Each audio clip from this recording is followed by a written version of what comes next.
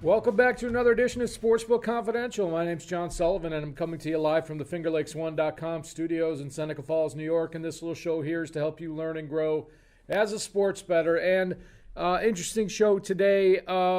We had NHL training camps open this week, and I thought it'd be a good time to look at the futures for the upcoming NHL season, which will be starting about 2 to 3 weeks.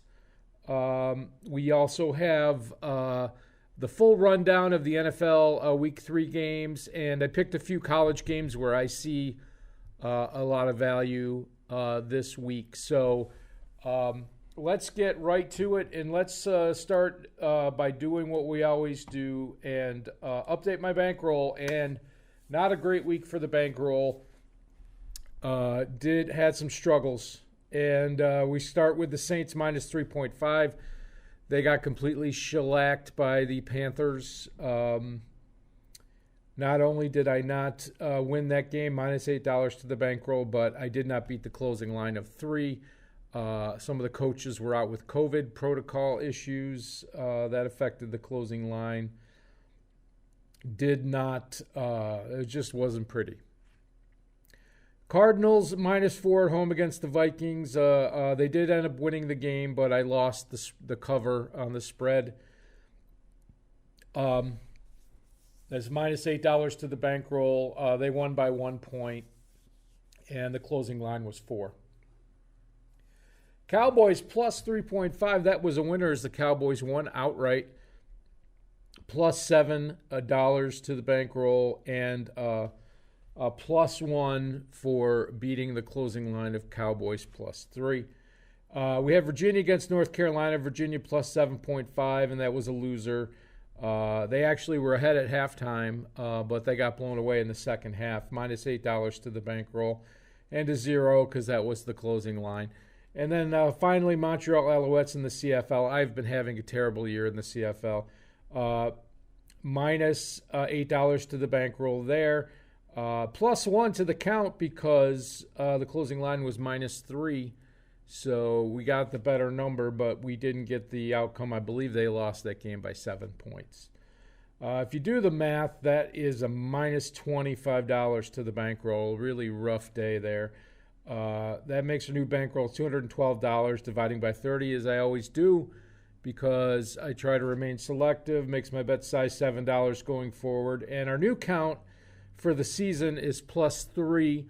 So we've been going up about 1 point a week, which is good. That means we're beating the closing line more often than not. Unfortunately, it didn't pan out in the results. And, that's the thing. Are you questioning your process or your results? Obviously, you see the results, it's tangible. You can hold it in your hand. Whereas the process is something that is not tangible. But this is a benchmark, a way to measure if your process is doing what it's supposed to do, and so far, so good, even though the dollars don't necessarily represent that. So let's move on to hockey for a few minutes, and we're going to talk quickly about the 21-22 season, and of course, the biggest news is there are now 32 teams in the NHL, and the Seattle Kraken have joined. I am not a big fan of the name Kraken, but it's very popular. And we'll see. Ron Francis is the general manager. We'll see what kind of team they put together, what kind of style of hockey they play. It's interesting because the team, like Vegas, when Vegas came into the league, they're in that Western time zone, and their home games are going to be, 10:30 on the East Coast. So it'll be interesting to see what kind of national impact the team has. I think the Vegas team was an anomaly. I don't think Seattle is going to be a contender this year. I would be surprised if they made a playoff spot. So there's 16 playoff spots. There's 32 teams. You got to finish in the top half of the league now just to make the playoffs. So it's going to get tougher for teams to make the playoffs. I don't think Seattle is going to be an impact there. So also this season there's Winter Olympics, so there's an Olympic break so that the players can compete in the Olympics. The agreement was just reached in the last month. This is very important because it is putting a 3-week break in the middle of the season, which is both good and bad depending. It's going to compress the games, especially on the other side of the Olympic break more, which means they're going to be playing more games over a shorter period of time. And that can be very stressful for a team trying to make the playoffs just to get in the playoffs. And then they're out of gas when the playoffs start, and that's when they need to be healthy. The trade deadline's in March, and the reason why I bring this up now is because if we're looking at futures, there are certain teams that are willing to spend money and capital assets to make a playoff push. Teams like Boston, teams like Vegas and Colorado, these teams will be willing to part with draft picks. They will be willing to part with prospects that are not ready for the NHL yet to pick up a player at the deadline that will affect their playoff chances. And then, of course, I have Tampa again. Tampa pretty much wholeheartedly abused the salary cap relief from long-term injury reserve, specifically with Nikita Kucherov, who didn't play during the regular season and then was activated for the playoffs. He would have put them way over the salary cap. Other teams may start doing this. But even though Tampa Bay lost 2 or 3 quality players from their roster, they are still considered the favorites, in my opinion, to win the Cup. I mean, they were not in the market. Colorado is actually the favorite right now, but in the East, for sure, Tampa Bay is the favorite. But when they have the best goaltending, they have the best all-around play, and I think that the East is where you're going to find your next champion. That doesn't necessarily mean the value is in the East. The value might be in the West. But let's take a look at the odds and find out. And let's see what we got here. There we go. So I have some select NHL futures here, and there are some long shots that I also like that we will talk about in a moment. But as you can see in the East, we have Tampa Bay at 7-1. These are to win the Stanley Cup. These are not to win the East or to win the West. The Leafs are 9-1. The Leafs have not solved their goaltending issues, in my opinion. I don't think they're ready to compete for a cup. Bruins 12-1. Islanders 17-1. Now the Islanders and Tampa Bay have played in the last 2 Stanley Cup playoffs and have gone to 7 games. If there is a team that can take the East away from Tampa Bay that's ready right now, is the Islanders. Florida has gotten a lot of run because they've improved on their scoring on the front end of their team. And on paper, they look very good. However, they have Sergei Bobrovsky in goal, who has been a regular season champion and a playoff nightmare. And I just can't see the Panthers getting anywhere near the Stanley Cup this year. Maybe they'll use that as bulletin board material and prove me wrong, but I don't see it. The Islanders, the Rangers are also getting a lot of buzz. They have a lot of good young players, and they have a couple of premier forwards in Panarin and Zibanejad. Goaltending, healthy goaltending, I think, is the issue for the Rangers. They have to stay healthy on the back end throughout the whole season. Hurricanes, of course, signed Kotkaniemi from Montreal on the offer sheet, which is something you don't see very often. I liked the Hurricanes in the playoffs last year, and they kind of disappeared. I don't know if they have a playoff goaltender yet. We'll have to see. The Penguins at 25-1. They've already announced that Malkin's going to miss the first 2 months of the season. This team is aging, and Tristan Jarry as their goaltender is not a playoff solution. I do not like the Penguins at that price. At 50-1, I really like the Penguins. But and then the Capitals at 30-1. This is where the range of odds start to appeal to me. I feel like the Capitals have a good mix of veteran and youth. I'm more concerned about the defense and the goaltending. They had Samsonov was injured down the stretch of the season. If he ends up being healthy at the right time, I think that changes things for Washington. There's still a lot of hills to climb in the East, but this is a team for sure. I feel like if they're even sniffing a high playoff seed, that they will go out and get somebody to try and win another cup with Ovechkin. Now in the West, you've got the Avalanche at just under 5-1. They are, their skaters are front to back some of the best in the league. Nathan McKinnon, of course, Cale Makar on defense. It's just the goaltending that was good last year, but not great. And they, faced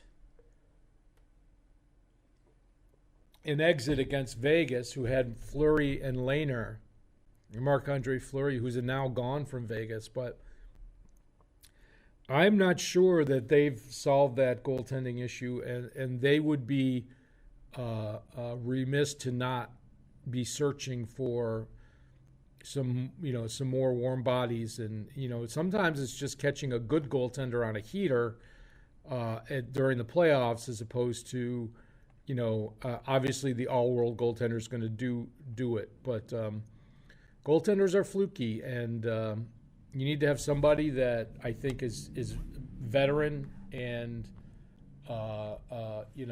can have those hot streaks. Vegas has decided to go with Robin Lehner, and they let Marc-Andre Fleury go. I feel like Vegas's issue is actually more on the front end than it is in the defense and the goaltending. They lost their number one center in the playoffs for a good chunk, and it ended up costing them. So if they can fill those top six at the right time and be healthy throughout the end of the season and the playoffs, I feel like they're have as good a chance as Colorado. Edmonton, this is where it jumps all the way up to 20-1.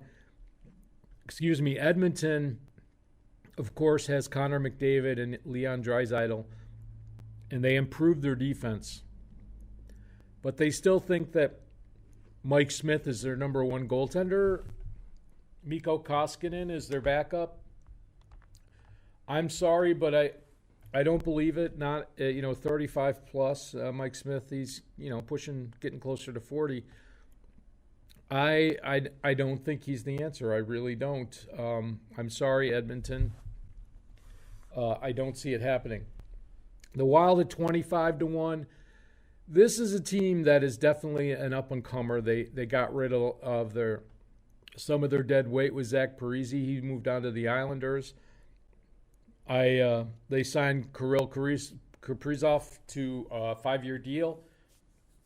So now all of that, they should be getting Marco Rossi back, their top draft pick from a couple years ago, who had COVID myocarditis.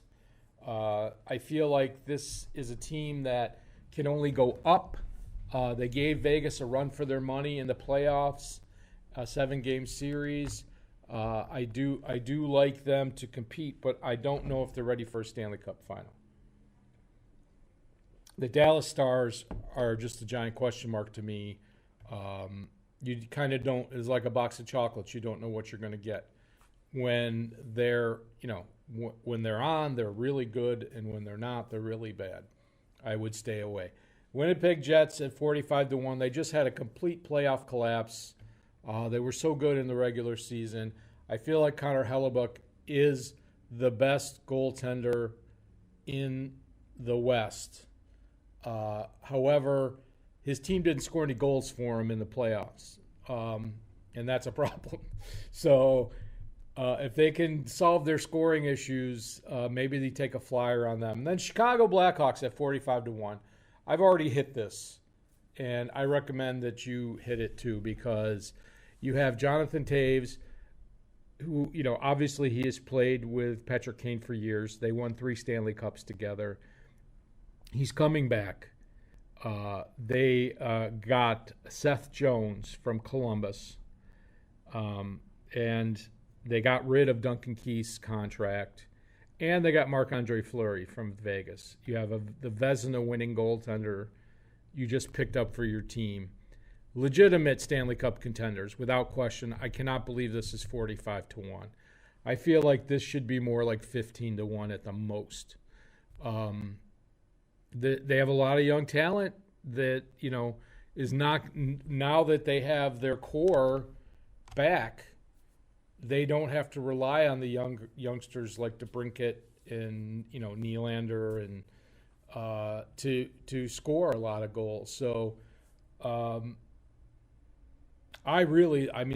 me that's nowhere but up. And I also feel like this is a franchise that will spend right to the cap. So they'll go get somebody if they need to. And then the Flames at 45-1. They've been kind of an underachiever. I feel like this is a little low. It should be more like 60-1. And the Blues are 50-1. But I also took flyers on the Canucks at 60-1 and the Predators at 90-1. Pekka Rinne retired for the Nashville Predators, but UC Saros is a quality goaltender, and he showed that in the playoffs last year. And if they can solve their front end scoring, they play a good two-way game. If they can, be competitive, I think the Preds will be a very tough out in the playoffs. And the Canucks have a lot of young players that they have a couple that they haven't actually signed yet, so they have to get all that taken care of. But I feel like they could win that division. It's just that's they're a team that is ready to take that next step. I just don't know if it'll happen this year or not. So my overall opinion of looking at the season, it's Tampa Bay's to lose again. However, the Islanders have added that veteran presence with Parise. So I like the Islanders, Boston, and Tampa Bay as the favorites in the East. In the West, obviously, it's the Avalanche in Vegas.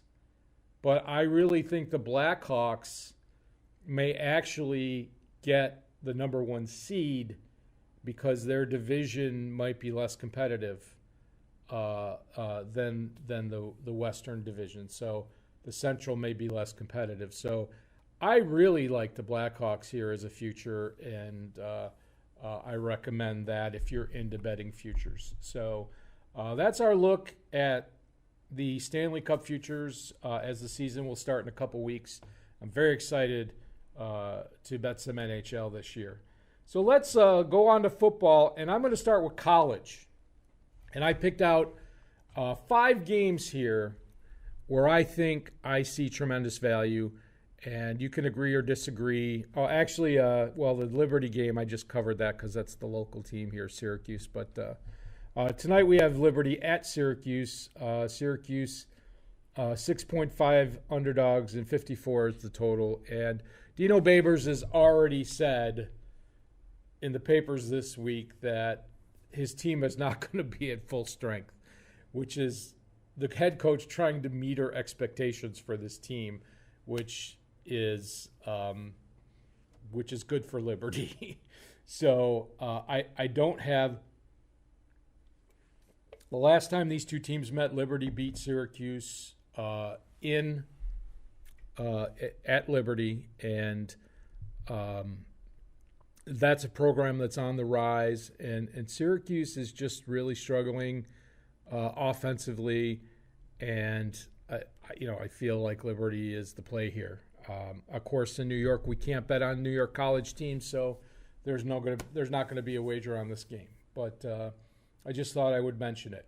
But these other games here, I feel are very interesting, and I'm going to start with Notre Dame at Wisconsin, and I do have a future on Notre Dame to win the national championship at 100-1.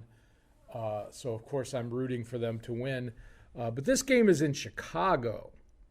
It's technically listed as a Wisconsin home game, but it's in Chicago, which is about 70 to 75 minutes away from the South Bend campus. It's actually going to be more of a home game for Notre Dame than it is for Wisconsin. And I'm really surprised that Wisconsin is 6.5-point favorites. You saw what a good defense could do to Wisconsin when they lost to Penn State.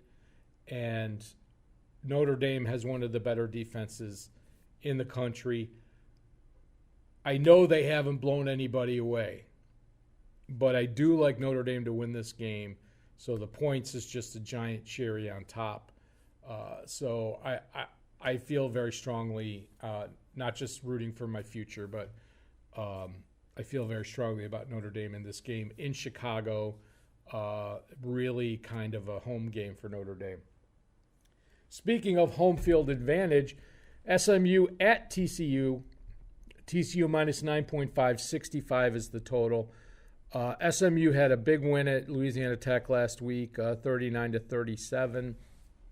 Sonny Dykes is the head coach at SMU. The former head coach at Cal with Jared Goff was there, the former head coach at Louisiana Tech.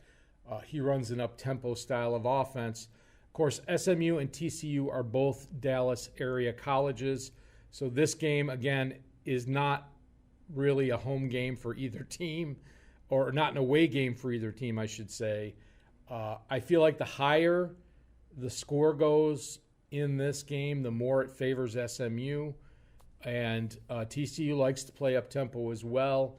I feel like if this gets to 10, you should be all over SMU in this game. It's not a travel game for anybody. Both teams like to play the same style of football, and the higher it goes, the more it favors the better offense and more it favors SMU. So I would not be surprised to see that total go down to 9 or 8.5. But if for some reason it does go to 10, definitely hop on that.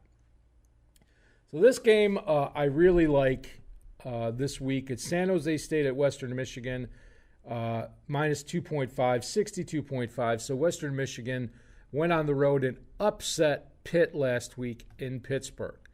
Of course, the narrative would be this would be a huge letdown spot for this team. However, they're playing San Jose State, who is on their third road game in a row. They've played at USC, and then they traveled last week at Hawaii, and now they are traveling to Western Michigan. And they barely beat Hawaii 17-13, and they got housed by USC. I feel like not only is Western Michigan the better team, but San Jose State is just logged a truckload of frequent flyer miles and will be playing early in the day on the East Coast. And I know that's kind of a narrative street thing, but every metric to me, everything screams Western Michigan, less than a field goal. I think the Broncos take care of business here. And then finally, UAB at Tulane, minus 3.5, 55. Tulane played Oklahoma very close in a virtual home game because their field was unavailable due to a tropical storm. So they played in Oklahoma, but they painted the field to look like Tulane. They ended up only losing by 5. However, I believe UAB is the better team here. defending Conference USA champs. They have a better program. I think Tulane is a much improved team over last year. However, Tulane, UAB is just the better team. I feel like them getting 3.5. They have a good defense. This is a game that's going to be very close. So getting the 3.5 points, I think, is key here. I like UAB plus the points. So those are the games that I'm looking at this Saturday in college football. But let's move on to the NFL, and let's go run through the list. We're going to start Bears at Browns, minus 7.5, 45. My model, of course, favors the Browns by 8.44, 47.9. So the Bears are finally unleashing Justin Fields at quarterback. I feel like that's good news for the over, if you're into the over. The Browns surprisingly have not been able to I expected the Browns to have really good scoring defense this year, and that has not been the case. So I do kind of like the over here. I feel like I don't like betting big spreads with two teams that I don't think are that far apart. After the way the Packers looked in the first half of that Lions game, I was ready to give the Bears the division. But we'll have to see. This is one of those show me games. Ravens at the Lions, plus 8, 50.5. I have them at plus 10.88, 51.77. So the total's right on. I read that Lamar Jackson's hip is bothering him after doing that touchdown flip. So maybe he won't do that anymore. I'm sure he'll play. But I don't like betting this game as a cover scenario. So I'm just going to pass. The Cardinals at the Jaguars, plus 7.5, 51.5. I have it at plus 7.61, 50-52. A lot of points will be scored. That is for sure. I don't know what to think of the Cardinals after last week. I expected more out of their defense. They have an easier time this week, obviously. I don't like this from a betting perspective at all. Chargers at the Chiefs. Chiefs minus 6.5, 54.5. I have it at minus 5.88, 54.19. So the Chiefs, every game for the Chiefs so far has been 54.5 for their total. So that's what the bookmakers are putting it at. And they've gone way over the first 2 weeks. I feel like this is a game, this screams take the Chargers. Division game. I know it's in Kansas City. The Chargers defense shut down, for the most part, shut down the Cowboys. Only allowed 20 points. If they hold Kansas City to 30, or less, that's the best anybody's played Kansas City this year. So I feel like division rival games, getting a touchdown it's a lot. In the AFC West is, I think, the best division in football right now, top to bottom. The Chiefs, the Chargers, the Broncos, and the Raiders. Broncos and Raiders are undefeated, right? So should be a very interesting game. That's one I want to watch. Saints at the Patriots, minus 343, minus 2.1146. This is a game I don't want to watch because it's all going to be rushing and defense. And the Saints, I think, are going to be a little they're getting all their coaches back from the COVID thing. They're going to have to make adjustments. I don't think Belichick's going to try to entice Jameis Winston to throw. I think he's actually going to try to get them to run the ball more and shorten the game. That's just my opinion. Who knows what he's going to do. He's a coach, and I'm just a spectator. But the Patriots defense has been pretty awesome, and I'm not sure what to think about the Saints on the road. Colts at Titans, minus 5.548, minus 3.98, 53.48. Model loves the over here, and I feel like there's going to be Both of these teams can run the ball. Be interesting to see how is it Jacob Eason is going to be the quarterback for the Colts. Be interesting to see how well he can throw the ball. If they can get a couple scores in the air, this thing I think is going to go over easily. Titans looked bad in week 1, and now they look like they might be the favorites in the division. Washington football team at the Bills, 7.5. That's a lot of points. 45.5. I actually have it under. My model loves the Bills here. I feel like their offense has been out of sync the first couple of weeks. They did score 35 points last week, but they failed to impress. It was kind of a turnover thing. They took care of business, but we haven't seen that explosiveness out of the offense, and they get a really tough defense to match up with. The Washington defense hasn't performed to the level that we've expected, but they're still a good defense. And I feel like the under is in play here, and I can't lay 7.5. I just can't. The Bills, until they put a few big wins together, I can't get money behind them.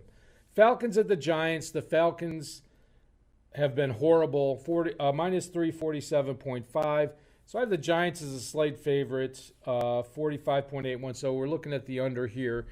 How can you put money on either one of these teams? The Giants have dropped so many balls, and there's so many self-inflicted wounds. I bet on them week 1, and I'm staying away. And let's get to the rest of the games. Bengals at Steelers. This one I really, really like. The Bengals, I've always said, was not their ability to score points. The problem is they give up too many points. People scored on them too easily last year. I think that's going to happen on Sunday. Steelers -3. I have them as 6-point favorites. And I also have the over here. So, everything points to a higher scoring game. And I would not be surprised to see this be like 35-28 or 35-30 or something like that. Jets at the Broncos. The Jets were really bad last week. I don't feel like they're going to be that bad every week, but it doesn't inspire a lot of confidence. Broncos in Denver have always been tough defensively, and the model's saying it's going to be over 42. Hopefully it's not snowing there. But the Broncos have looked awful good so far. Dolphins at the Raiders, -4, 44, -3.51, 47, 48. So the model really likes the over here, and I really like the over here. The Dolphins, obviously, they gave up 35 points last week. They only gave up 16 against the New England in week 1. But going on the road with a backup quarterback, Raiders are feeling it. They're going to get their home crowd again. I feel like a lot of points are going to be scored here. They scored 60-something points on the Monday night game where they played the Ravens. So going over 44, I don't think is going to be hard to do. Bucks at the Rams. This is the big game of the weekend. The Rams are 1.5 dogs. 55 is the total. Nobody's been able to stop the Buccaneers. Antonio Brown is out with COVID. So we'll see what happens.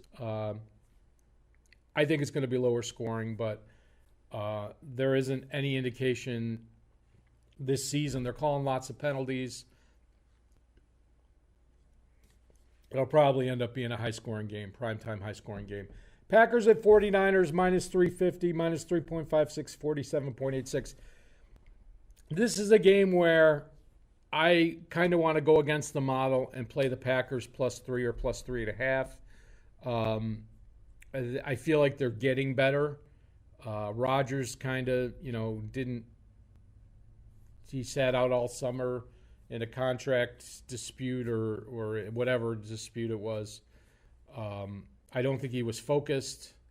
That's Narrative Street, I know. But the 49ers did not, defensively, they did hold Philly to 11 points. But they do have some depth issues at running back right now.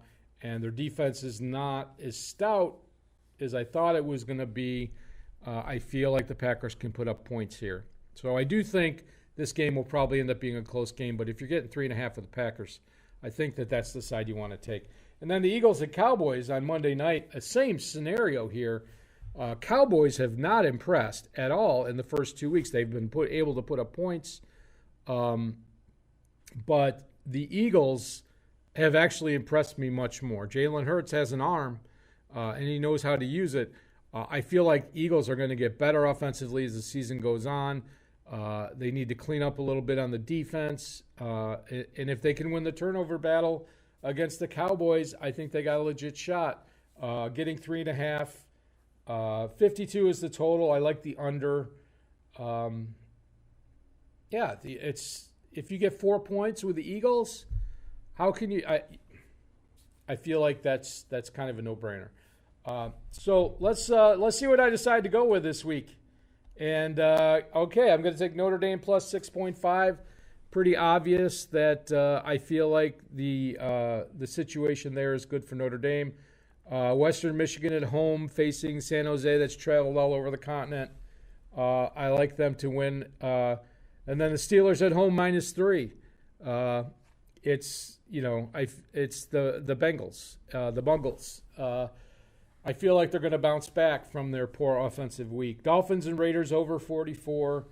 The Raiders always make it interesting. I think their games are very entertaining. And then the Eagles on Monday night plus 3.5. How about them Cowboys? How about them Eagles? So it should be a good Monday night game. So hopefully we can bounce back after last week's poor showing. We'll see how it goes. Thanks for watching. Enjoy the sports this weekend. Let me play the outro music for you, and let's go get some winners, folks. All righty.